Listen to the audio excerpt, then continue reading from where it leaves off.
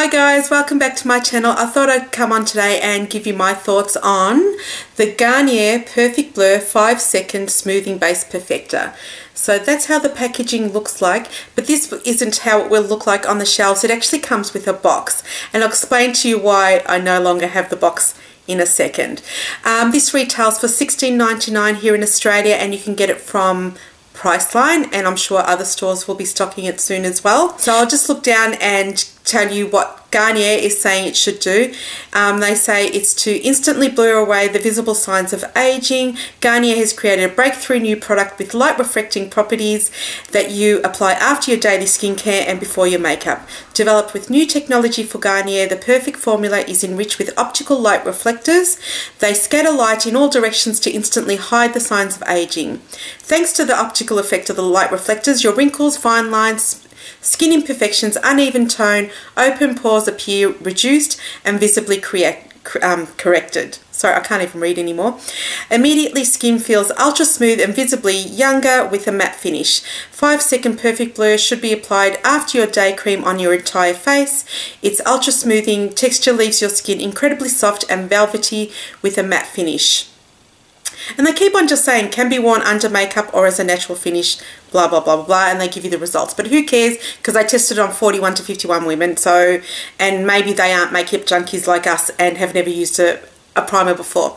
So that's what they're saying. The ingredients are basically, it all seems to be silicone, dimethicone, basically aluminium hydroxide. There's a bit of titanium dioxide in there, but the packaging doesn't talk about any SPF.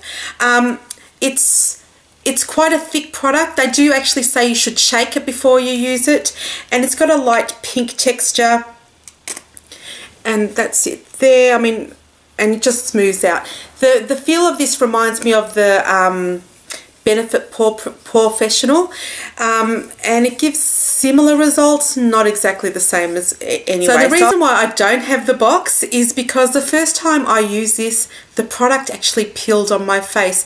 It balled up and I was basically ready to throw it away. And I don't know why I didn't, so I threw away the box because people had mentioned when they saw it in the haul, yes, we'd love to hear your thoughts. And I basically never intended to talk about this product. And then I tried it again, and can I tell you, I have not been able to recreate the product actually balling on my face again. So I don't know what I had on my face then, but I haven't been able to do it.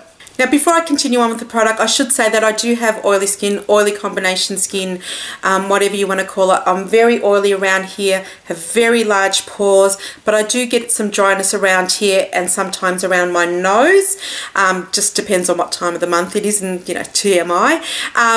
So that's the world that I'm coming from. When I'm looking for a primer, I'm looking for longevity and smoothing out some of the pores, and also hopefully masking some of that dryness as well. I tried this product both under powder foundation and also liquid foundation, and recently in Melbourne it has been extremely hot. We're talking over 40 degrees 4 days in a row, and for those of you overseas, that's over 100, and it probably got to around the 110 Fahrenheit mark. So these are the conditions that I tested it in. Okay, so what did I find? It does definitely improve the look of my pores. It doesn't mask them. It doesn't hide them. I don't get mannequin skin from them. Like I said, I do have massive pores, and I don't know. I mean, I don't know if you guys can tell. It does look, my skin does look nicer. I'm wearing this under my, I'm trying to think of the foundation I'm wearing. I'm wearing it under Revlon Color Stay. So it does actually look nice. I do really like the look of it on my skin. I don't think it's the best thing for to use as spac filler, basically, for your pores, but absolutely I do like it, and I hope you guys can see the difference. I did try to take some photos, but they just looked a bit weird, so I'm not going to be able to post them. It also talks about reducing the look of fine lines. I don't really, because I do have oily skin, I don't really have fine lines. I do have plenty underneath my eye, but on the rest of my face I don't, so I really can't say whether they masked any of those fine lines. Sorry, I keep on looking down here because that's where my notes are. Now, when I first do apply it, it does reduce some of that shine, but let's face it, it's the beginning of the day. It's not, my face is not extremely shiny anyway. I've obviously just had a shower, cleansed my face and put some moisturizer on. But it does make a difference, and I do notice that difference. Because it's pink, it does give you a nice brighter look to your face as well. Some of you who do have nice skin, you might actually be able to get away with just putting some powder on top of this. And like I said, I do have some dry patches occasionally down here, and I happen to have some this week as well.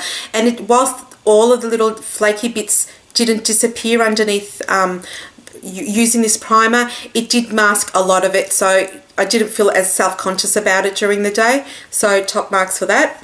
Like I said, I'm looking for longevity as well, and this really didn't last through the day for me.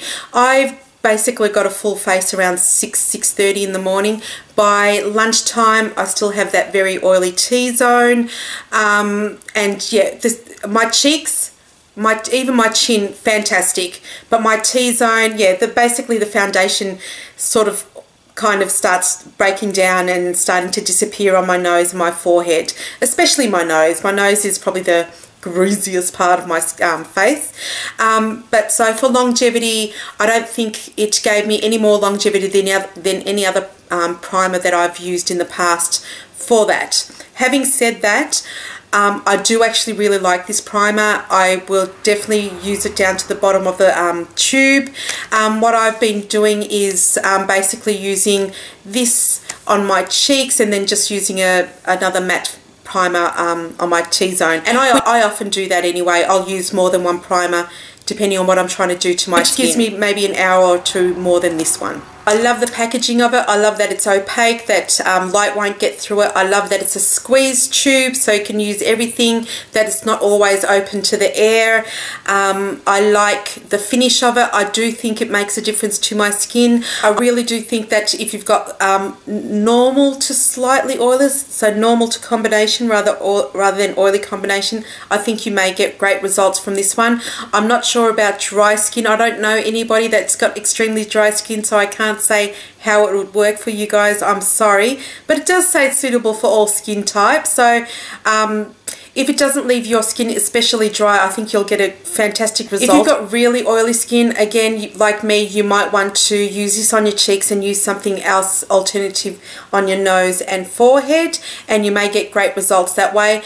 It's definitely worth the cost. It's $17, and when I say it's worth the cost, we all know that drugstore products always go on special, always go on sale. So definitely wait until when they go on sale, and you can either get it for anywhere from 10 to 40% off, or maybe you'll even buy one get one free, and you might want to buy some other skincare product as well. I absolutely do recommend this product. I think everybody should give it a go.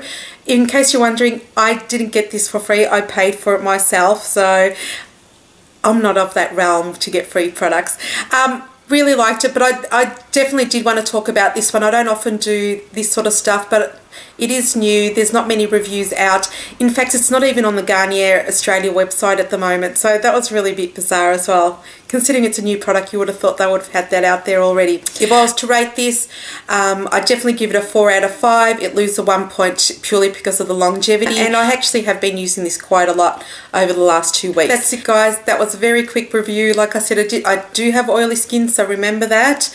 I did try this under both powder and liquid foundation and got great results on my cheek area. I do have issues with the longevity on my T-zone. I think the packaging is fantastic. I think the price is reasonably good compared to buying some other drugstore brands here in Australia, and like I said, you could always get it on special as well.